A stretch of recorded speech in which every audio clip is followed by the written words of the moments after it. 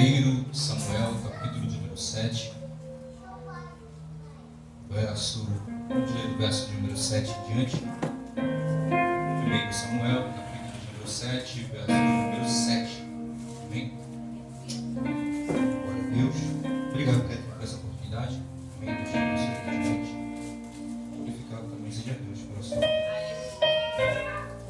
1 Samuel, capítulo 7, verso 7. Vitória sobre os filisteus. Amém? Amém. Escrito está: ouvindo os filisteus que os filhos de Israel estavam reunidos em Mispa, subiram os líderes dos filisteus contra Israel. Quando os filhos de Israel ouviram, temeram por causa dos filisteus. Disseram os filhos de Israel a Samuel: não cesses de clamar ao Senhor, o nosso Deus, por nós, para que nos livre das mãos dos filisteus. Então pegou Samuel um cordeiro que ainda não havia sido desmamado e o sacrificou inteiro em holocausto ao Senhor. Clamou Samuel ao Senhor por Israel, e o Senhor lhe respondeu. Enquanto Samuel oferecia holocausto, os filisteus chegaram para guerrear contra Israel. Mas trovejou o Senhor aquele dia com grande trovoada sobre os filisteus e os aterrorizou, de tal modo que foram derrotados diante dos filhos de Israel. Os homens de Israel, saindo de Mispa, perseguiram os filisteus e os feriram até abaixo de Bet-car. Então tomou Samuel uma pedra e a pôs entre Mispa e Sem. Ele chamou Ebenezer, dizendo: até aqui nos ajudou o Senhor. Verso 13 a gente segue. Assim os filisteus foram abatidos e nunca mais vieram ao território de Israel. Foi a mão do Senhor contra os filisteus todos os dias de Samuel. Pode ser. Aleluia. Meus irmãos, prometo que não vou devagar com vocês. Prometo ser bem rápido. Amém? Fazendo uma compartilha de um texto com vocês. Amém, irmãos? Confesso que por um momento minha mente não abriu muito para esse texto. Só que eu me lembrei que eu tinha um esboço guardado desse texto há mais de 2 anos e meio. Eu nunca tinha usado aquele esboço e veio uma ocasião favorável. Amém? Nem tudo eu peguei daquele esboço, mas tem muitas coisas que eu podia aproveitar. Então é bom a gente sempre escrever e deixar alguma coisinha guardada. Amém? Eu estava lendo o Antigo Testamento faz muito tempo. Eu nunca tive a oportunidade nem de falar desse texto, mas hoje surgiu uma oportunidade. Amém? Vamos, primeiramente, antes de entrar nesse texto, eu quero falar a nós do contexto que esse texto está inserido. Como nós bem sabemos, esse povo de Israel foi tirado do Egito. Esse povo foi introduzido na terra prometida através de Josué. A Bíblia diz que Josué era aquele que comandava as conquistas de Israel. Deuteronômios e também Êxodo 34 e 10, Moisés já tinha advertido o povo que quando eles entrassem na terra prometida, eles deveriam cortar todo tipo de laço com os inimigos, porque aquele povo facilmente, uma vez que permanecesse na terra, os povos de Israel dariam seus filhos aos filhos daqueles homens e tomariam filhos daquelas pessoas para se casar. E Deus revelou um perigo. E qual era o perigo? De que ao povo de Israel casasse com essas pessoas, eles também seriam introduzidos na religião daquelas pessoas. E ao serem introduzidos na religião daquelas pessoas, eles seriam seduzidos a adorar os deuses que essas pessoas adoravam. O livro de Juízes, capítulo de número 2, diz que quando o povo estava conquistando a terra, ao invés dele colocar para fora os inimigos, a Bíblia diz que eles subjugaram os inimigos a trabalhos forçados. Só que o plano de Deus não era que o povo dele tentasse subjugar o inimigo a trabalho esforçado. O plano de Deus era que eles colocassem o inimigo para fora. Porque, irmãos, com aquilo que a gente tem fraqueza, a gente não pode ter associação. Se nós tentarmos associarmos a nossa vida àquilo que nós somos fracos, nós seremos vencidos. Então Deus sabia, a fraqueza desse povo é adorar deuses de pedra. A fraqueza desse povo é adorar deuses de madeira. Então quando vocês entrar na terra, mundo. Coloca esse povo para fora. Quebra as imagens. Destrói os bosques sagrados. Coloca tudo para fora. Só que esse povo, eles não vão dar ouvidos à voz do Senhor. Que coisa ruim é, irmãos, quando a gente acredita que podemos vencer aquilo que Deus disse que a gente nunca venceria. Aleluia! Tem coisas que a gente não vence com a força do nosso braço. Tem coisa que não se vence com força. Tem coisa que a gente só vence quando a gente se coloca longe de Deus. Então existem algumas coisas que a gente só vai ter vitória sobre elas quando nos afastarmos delas. Tem coisa que não se vence com a força do braço. Aleluia! O livro de Samuel registra um período de transição. A transição da era dos juízes para a era da monarquia, a era dos reis. E você vai ver constantemente que o livro de Juízes vai dizer que o povo se esquecia de Deus. É o tempo conhecido como o tempo da oscilação, o tempo do declínio espiritual. Constantemente a gente vai ver a Bíblia dizendo: e tornaram os filhos de Israel fazer aquilo que era mal aos olhos do Senhor. Aí ia lá, o povo orava, o povo clamava, Deus os livrava e tornava os filhos de Israel a fazer aquilo que era mal aos olhos do Senhor. Deus livrava e o povo tornava. Deus dava livramento e o povo voltava a fazer aquilo que eles faziam. O livro de Juízes diz que naqueles dias não havia reis em Israel. Então cada um fazia aquilo que dava na telha, aquilo que dava na cabeça. Cada um seguia aquilo que queria.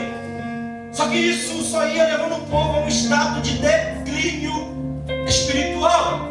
Quando a gente lê ali sobre os sacerdotes, Ofni e Finéias, eles também vivem nesse tempo de transição. Aleluia! Do livro dos Juízes.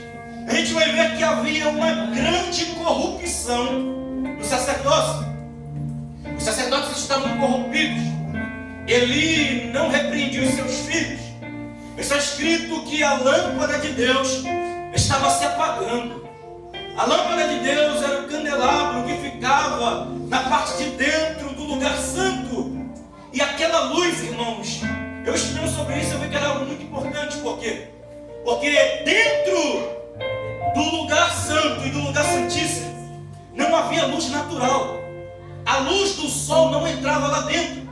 Então era necessário que constantemente os sacerdotes colocassem azeite e aparassem os pavios do candelabro para que a luz de Deus não se apagasse. Só que o sacerdote ele está tão cego e os seus filhos estão agindo tão impiamente que eles estão conduzindo o sacerdócio no escuro. E coisa ruim é quando o povo de Deus faz a obra de Deus no escuro, vive no escuro, vive com a luz apagada. A luz está apagando e o povo não está percebendo. Ok? O tempo passa, o menino Samuel cresce. Esse menino está sendo reconhecido. Antes que a luz de Deus se apagasse, Deus fala com Samuel. Aleluia! Deus levanta o profeta Samuel. E o capítulo 4 de 1 Samuel nos diz que os filisteus vão se levantar contra o povo de Deus. E a Bíblia diz que o povo de Deus vai se colocar para lutar. E nessa luta, primeiramente, morrem 3.000 homens.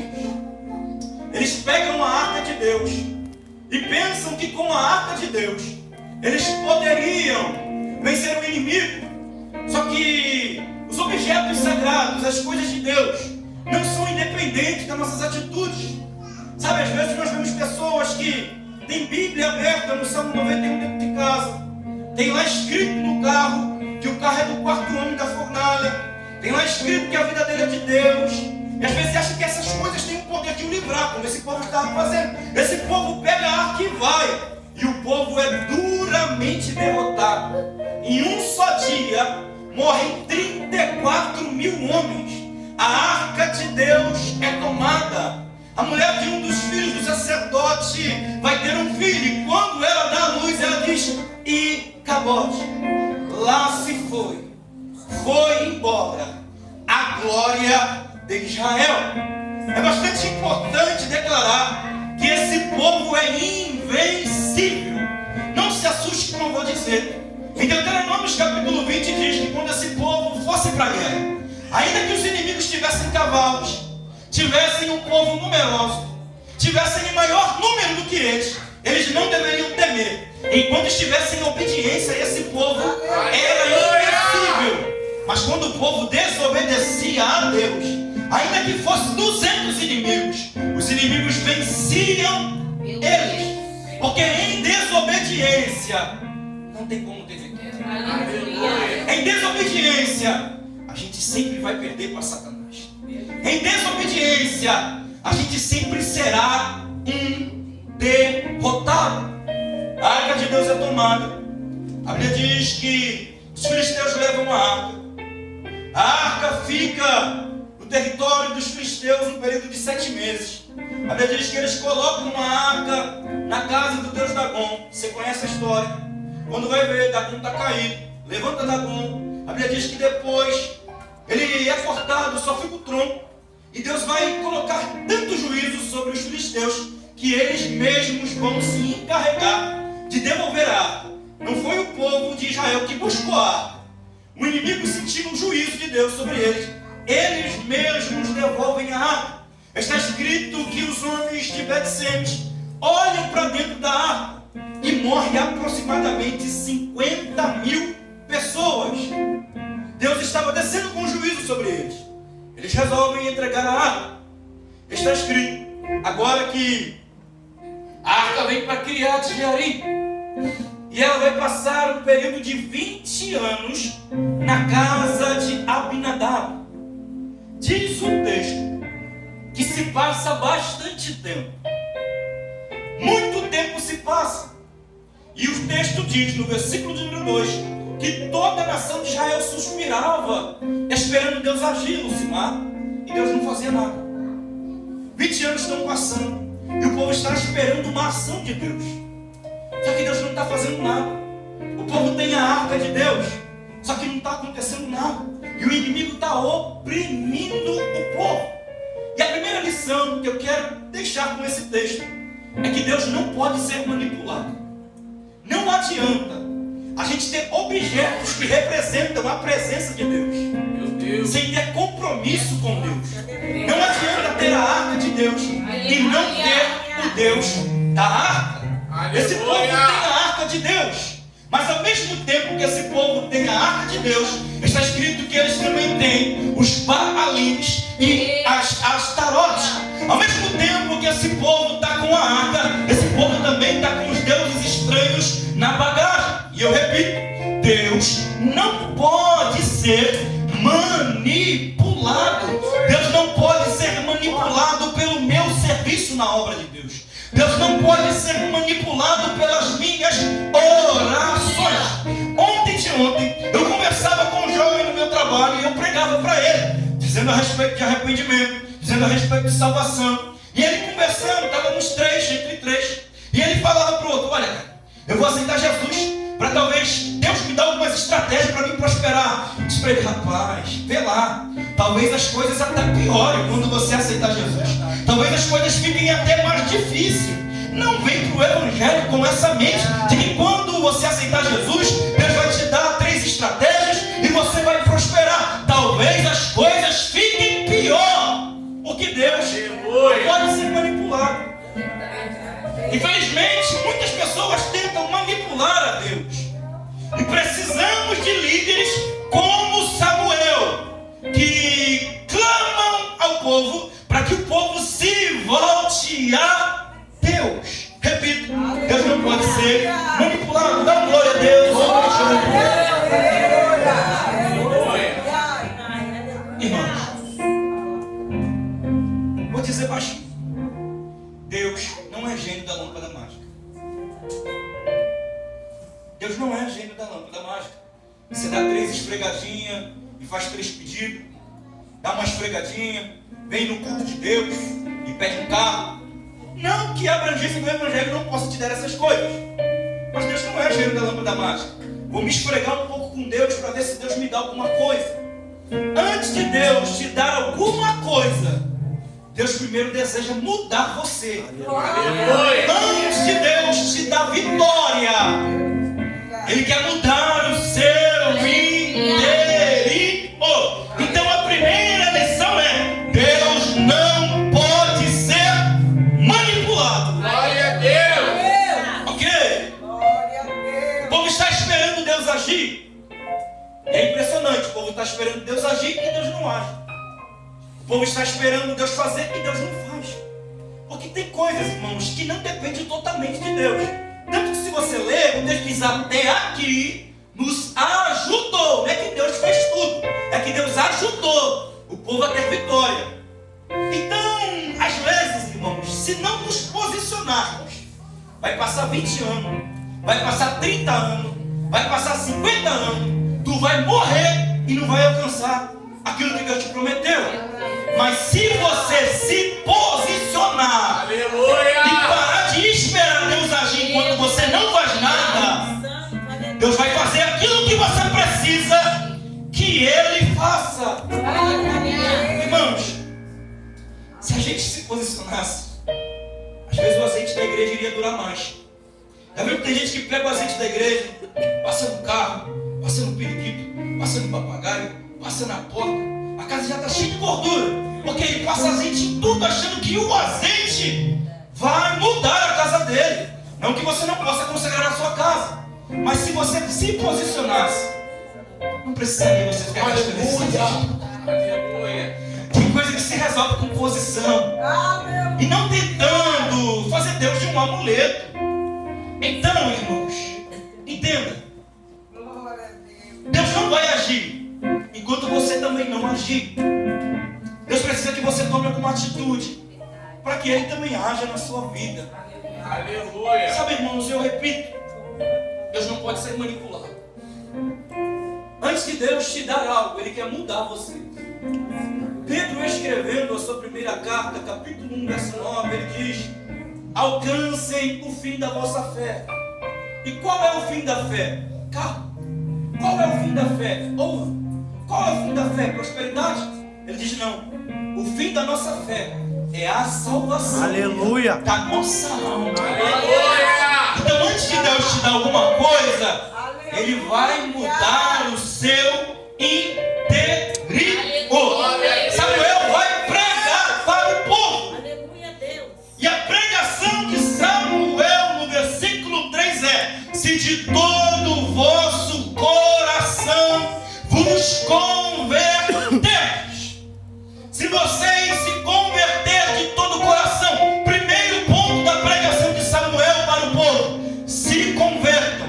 Se fossem os profetas do Pix, se fossem os profetas da revelação, eles diriam: faz um Pix na minha conta que Deus quebra a maldição. Mas Samuel não, Samuel diz: se convertam de todo o vosso coração.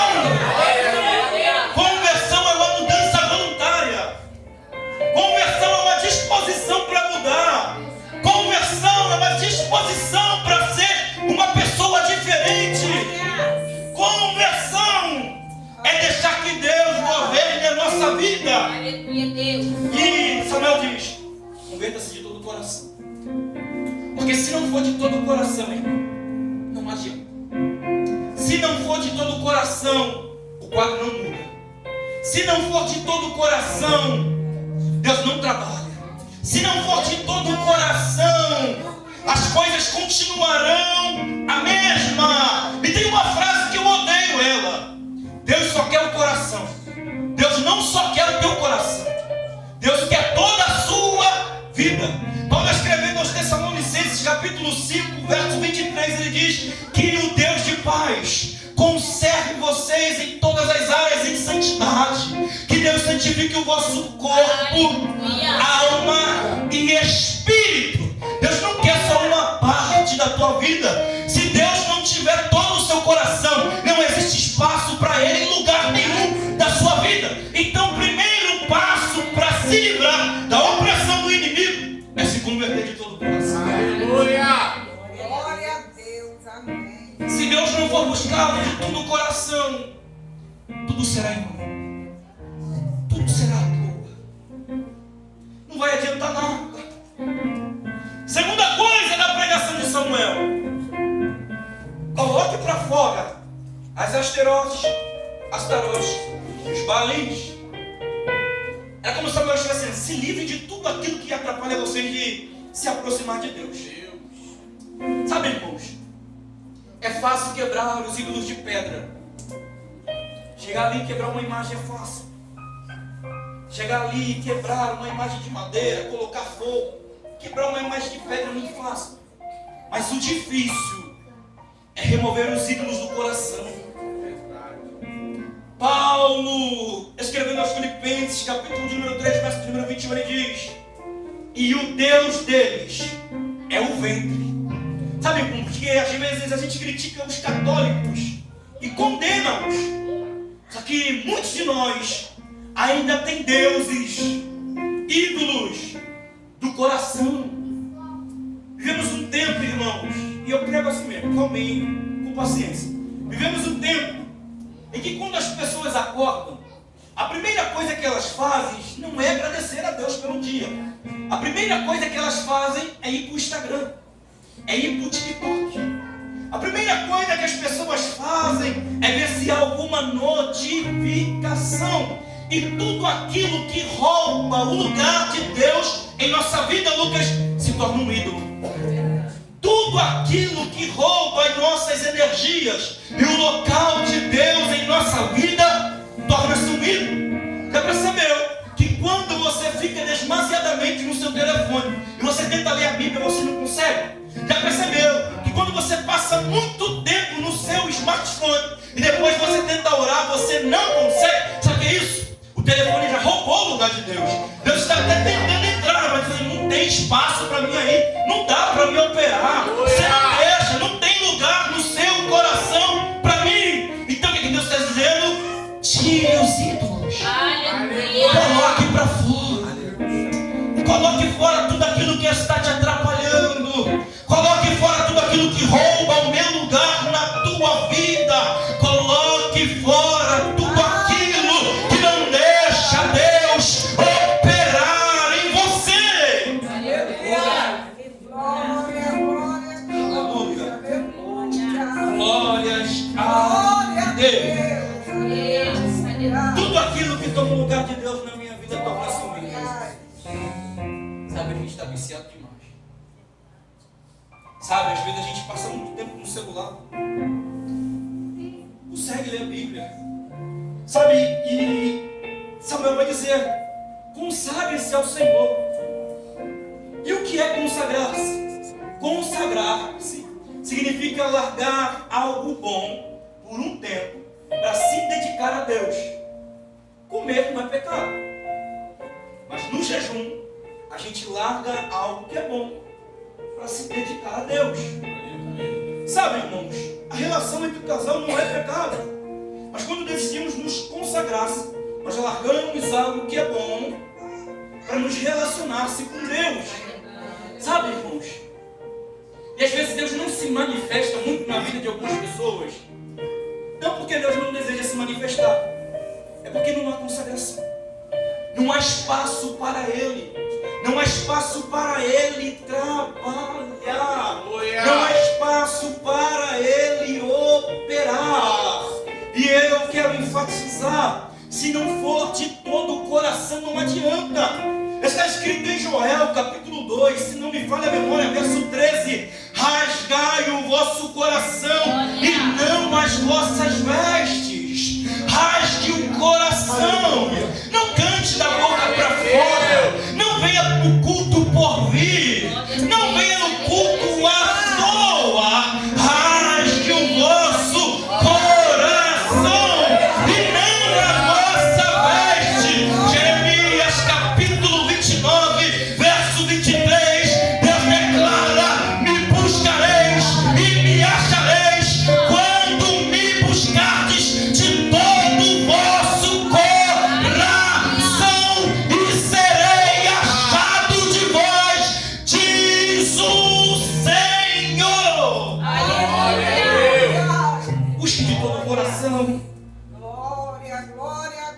com o coração contrito. Busque com o coração quebrantado. Me buscareis e me achareis quando me buscarem de todo o coração. Aleluia. Sabe, seja fominha de Deus. Quando se tratar de Deus, tenha fome. Quando se tratar de Deus, tenha desejo. Salmos 103, verso número 7 está escrito: e fez notório os seus caminhos a Moisés e os seus feitos aos filhos de Israel. Moisés subiu o monte e ele olhava o modelo daquilo que Deus planejava fazer. Antes de Deus fazer, Moisés já sabia. Talvez alguém chegava para Moisés e dizia: tu viu o que Deus fez? Moisés dizia: eu já sabia, porque eu passo o tempo com Deus e Deus não revela coisas profundas a pessoas rasas. Deus não se revela a pessoas desinteressadas.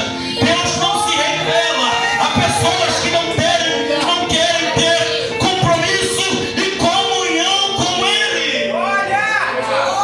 Se for de todo o coração, Deus se manifesta. Se for de todo o coração, Deus trabalha. Se for de todo o coração, Deus age. Se tu se quebrantar, se você orar, se humilhar, buscar a face do Senhor, se converter nos seus maus caminhos, então Ele ouvirá do céu, perdoará os seus pecados e sarará a sua terra. E a partir de então estarão abertos os ouvidos do Senhor para ouvir a oração que você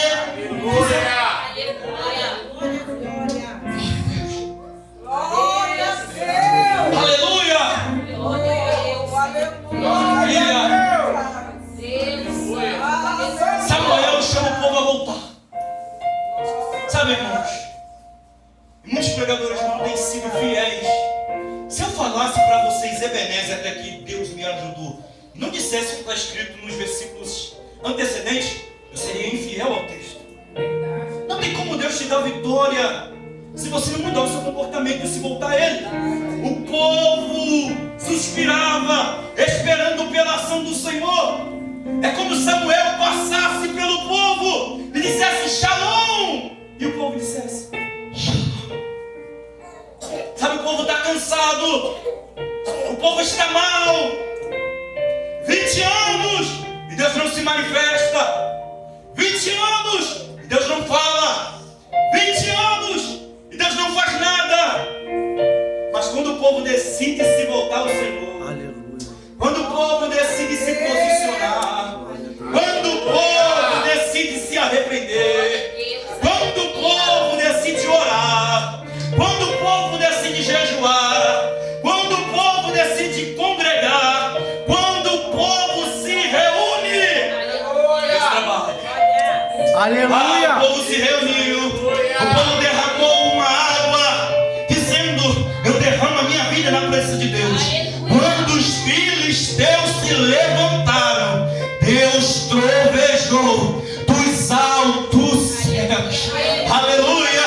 Deus está dizendo assim para nós: se posiciona, que eu dissipo as intenções de Satanás contra a tua vida. Se posiciona que eu restauro, se posiciona que eu trabalho, se posiciona que eu te coloco de pé, se posiciona que eu te renovo, se posiciona que eu te encho, se posiciona que eu trabalho. Aleluia, dá um glória.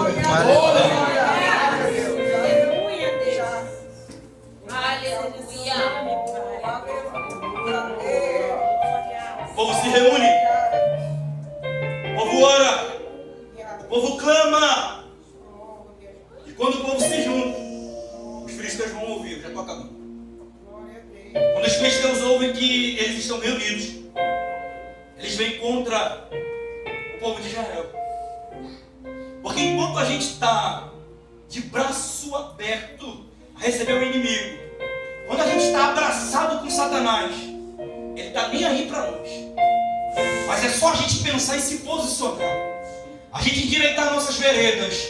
Aí o diabo se levanta para oprimir, aí o diabo se levanta na nossa casa, aí o diabo tenta nos parar. Mas queira um diabo ou não, você vai recuperar aquilo que tu perdeu. A Bíblia diz nesse texto que eles recuperaram as 5 cidades que os filisteus haviam tomado deles. Você vai recuperar o que você perdeu com Deus. Ave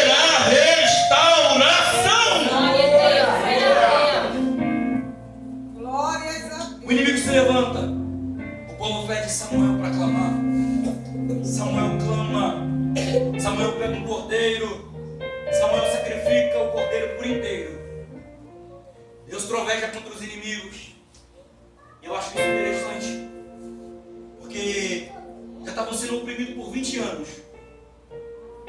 Mas quando o povo se posiciona, a opressão acaba. Nunca mais aquele povo oprimiu a eles. Aleluia. Sabe, irmãos? 1 Samuel 30 diz que quando os amalequitas tomaram a família de Davi, a Bíblia diz que eles festejavam. Enquanto eles festejavam, Davi chorava. Mas foi só Davi orar e se posicionar em Deus, Aleluia. que ele consegue recuperar aquilo. Sabe, a festa de Satanás só dura enquanto não houver um crente posicionado. A Aleluia. festa do inimigo só acontece enquanto nós não nos posicionamos. Mas basta somente nós tomarmos uma posição, que a festa de Satanás acaba. Satanás só vai fazer festa em tua vida enquanto você não estiver posicionado. Mas é só tu se posicionar que a festa de Satanás acaba, a força do inimigo se perde, as correntes se quebram, as amarraduras se desligam e Deus te dá força para vencer o inimigo. Aí sim tu vai declarar: Ebenezer, até aqui nos ajudou o Senhor. Se você seguir isso que foi pregado nesta noite, você vai poder declarar: Ebenezer, até aqui nos ajudou o Senhor. Glórias a Deus. As cidades foram restituídas. Sabe, eu disse aqui no domingo, Salmo 78, Salmo 73. Está escrito que o povo diz: quem se afasta do Senhor perecerá. Mas para nós, bom é aproximar-nos do Senhor. Aleluia. Sabe, irmãos, por esse texto nós vemos que não adianta tentar manipular Deus. Não adianta tentar fazer Deus de um amuleto. Mas se você se posicionar, o inimigo vai perder as suas forças. Aleluia. Você será restaurado espiritualmente. Aleluia. Sabe, irmãos, a maior necessidade do povo não é o que está escrito no capítulo 8, Israel pede um rei. A maior necessidade do povo não é política. A nossa maior necessidade não é financeira. A nossa maior necessidade não é emocional. A nossa maior necessidade é espiritual. Aleluia. Enquanto Deus não nos mudar em nosso interior, Aleluia, Jesus. nada mudará no nosso exterior. Deus deseja primeiro te mudar por dentro, antes de mudar o teu cenário por fora. Eu creio que a abrangência do Evangelho tem poder de mudar todas as áreas da nossa vida. A abrangência do Evangelho, um Evangelho tão poderoso que alcança todas as partes da nossa vida, tem poder de nos dar carro, tem poder de nos dar casa própria, tem poder de nos dar moto, tem poder de nos dar família. Mas há o propósito central do Evangelho. O fim da nossa fé não é carro, não é moto, não é prosperidade, não é riquezas, mas é a salvação da nossa alma. Então o desejo de Deus é te fazer voltar para Ele de todo o coração, arrependido, reconhecendo que sem Ele nada somos, que sem Ele nada podemos. É por isso que Moisés declara: se o Senhor não for conosco, não nos faça subir daqui. É difícil dizer isso, mas é necessário. Se o Senhor não for contigo, nada adianta. Se o Senhor não for com você, nada fará diferença. Nesse próprio texto Moisés declara: não é por andares tu conosco que seremos diferentes dos outros povos. Porque ele está dizendo: os outros povos são tudo igual. Mas o que faz diferença é o Senhor que anda conosco. Glória. É o Senhor que está no nosso meio. É o Deus que habita entronizado no meio de Israel. Aí sim vale a pena colocar a arca no centro. Aí sim vale a pena simbolizar a presença máxima de Deus. Eles perderam a glória, só que Salomão recuperou. O povo perdeu novamente, mas através do Espírito Santo Santo. Nós somos templo e morada do Espírito Santo. Ele está dizendo, eu quero te restaurar nessa noite. Aleluia, Deus. Se ouvires hoje a voz do Senhor, não endureça o seu coração. Como os filhos de Israel fizeram no dia da provocação e morreram. Ouça a voz do Senhor que fala contigo e retorne ao Senhor. Dessa forma, agradecendo a oportunidade.